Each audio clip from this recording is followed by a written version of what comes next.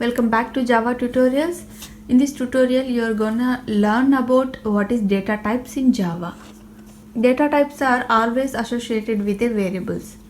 So if you haven't looked my previous video, please check it out. The video link is providing in the description box. Because this is a sequence of learning, data types are like specifies the different size and values that can stored in a variable. So if while you are giving the variable, depends on our business requirement, we are giving the data types here. Means we have to provide the data types. Broadly, we have two data types in Java. One is primitive data type, other one is non-primitive data type. First, let's look into the primitive data types. These 8 data types are primitive data types.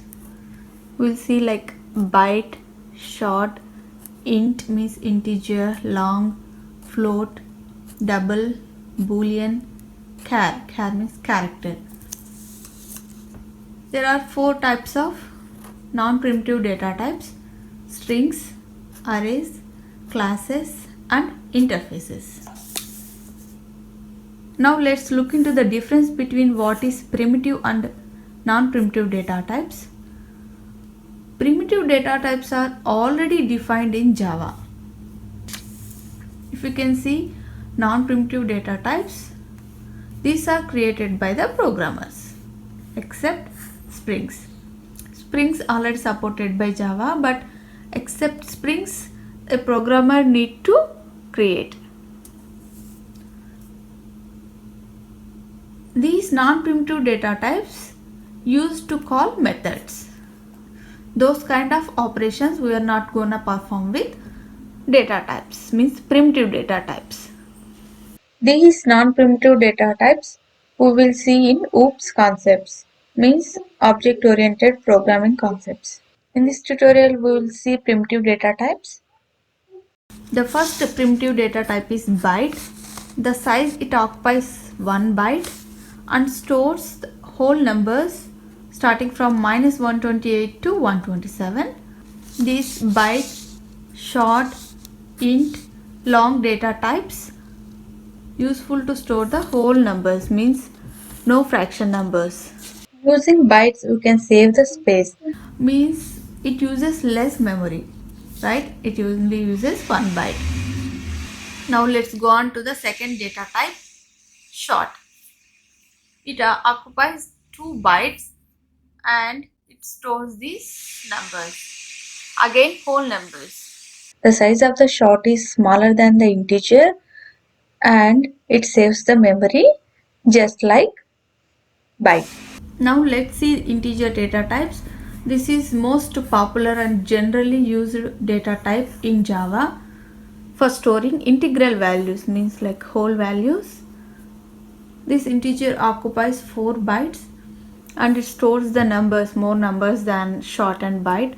When we use long data type, means when we need long storage or long range of numbers, we will go with this long, because when we go with banks or any organizations or companies, we definitely go with the large range, means this data type. So far we have seen only for whole numbers. Whole numbers means there is no fractions. This float and double is useful for storing fractional values. Float is like similar to integer in respect to bytes and storage value. Double is like similar to long again, but only difference is it stores the fractional values. Again depends on the requirement, we will choose the float and double. Now let's go on to the 7th one, boolean. Boolean means it returns only true or false, means it stores only the value true or false. The size of the boolean is only 1 bit. The last data type is character, that is like char, char. Be careful with the words and spellings. All the keywords already defined by Java. So finally last one is char. Char is used to store characters and ASCII values. In the last tutorial, we have seen data types and what are the primitive and non-primitive data types. In this tutorial, you will see some coding examples for primitive data types. Let's declare a variable byte called 20. So we miss the semicolon. It immediately throws the compile time error. Next, if I give b equal to 20,000, it immediately throws compile time error. Because the byte range is very small, so the system suggesting use integer instead of byte. Before going further, let's have the main method first and keep the code over there.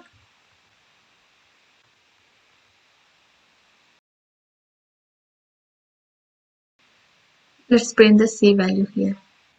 Now let's run the code.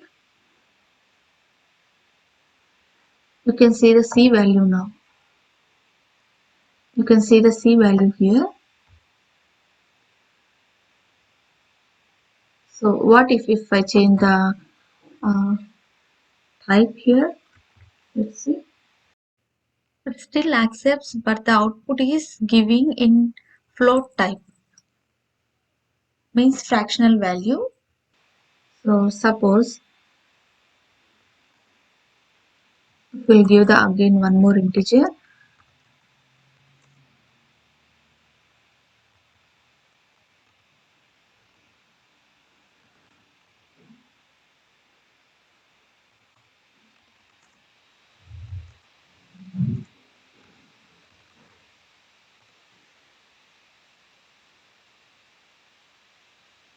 Can you see now? Because we gave here as float, it's not accepting now. It's expecting please provide float data type.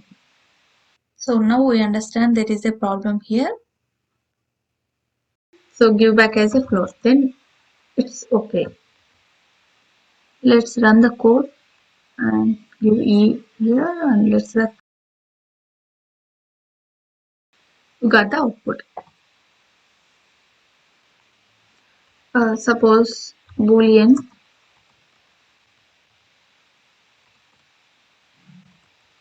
my bool equal to true.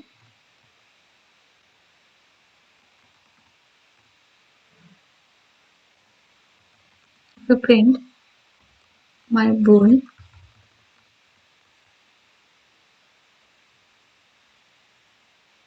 then it prints true here. This is some simple example for boolean. Let's go over for string now.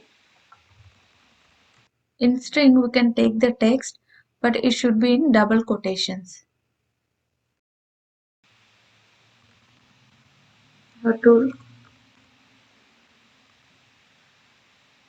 Let's run the code again. You see that now the text is printing. Now let's see the character.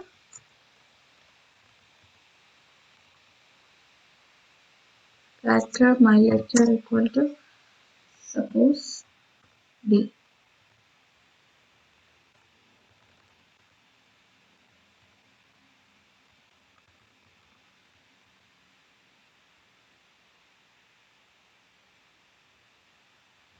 It prints the D here.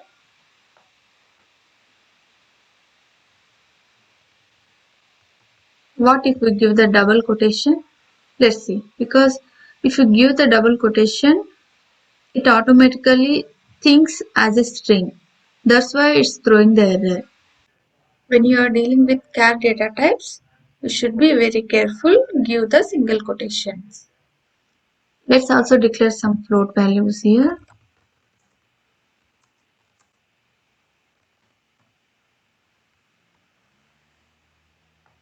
Look here, if you are giving as a 10 whole number for the float, still it understands as 10.00. That's why it's not throwing the error. It is also equivalent to this now. Whatever you are giving, it's understanding. But if you change something here, For integer,